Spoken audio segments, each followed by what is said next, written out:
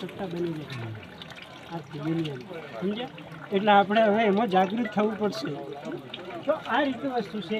બીજું આના સિવાય ખાટી છાશની જે વાત કરી હતી સાહેબે, તો ખાટી છાશ પણ બહુ ઉપયોગી છે. તમારે ખાટી છાશ છે પંપમાં એનો પાણી સાથે ભરી અને તમે ગૌમૂત્ર સાથે છંટકાવ કરશો તો આજે કંઈ નાના મોટા કુકડવા ને એ બધું આવે છે, ચૂસિયા પ્રકારની જીવાત છે, એમાં બહુ ઉપયોગી થઈ જશે.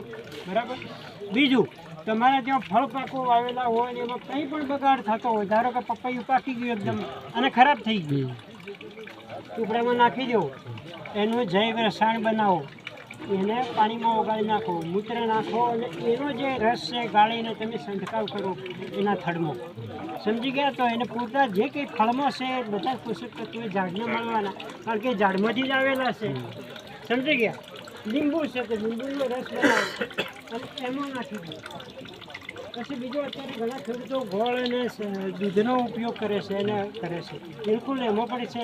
ધારો કે ફલીનીકરણ માટે ગોળ અને દૂધ વાપરે તો મધમાખી અને બીજા કીટકો આવે તો બહુ સારું ફલીનીકરણ થશે અને તમારે પાક સારો થશે, ફૂલ સારા બેસવાના, ફલીનીકરણ સારું થશે, ફૂલ ખરે નહીં અને એને પોષક તત્વો મળશે.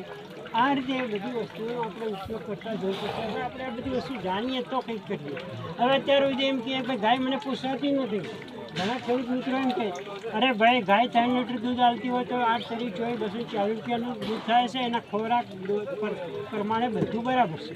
ચાલો, ગોબર જે થાય છે ને, હવે 1 ગ્રામની ચીપ 20 રૂપિયામાં વેચાય. 1 ગ્રામની ચીપ ગોબરમાં નાખવાની.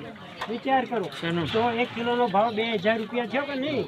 કેમ ના પોસાય? આ બધું વસ્તુ બનાવવી પડે. મૂર્તિ બને, દીવડા બને, ઘણી બધી વસ્તુઓ એમાંથી બને છે. હા, સારનો લીંપણ બને.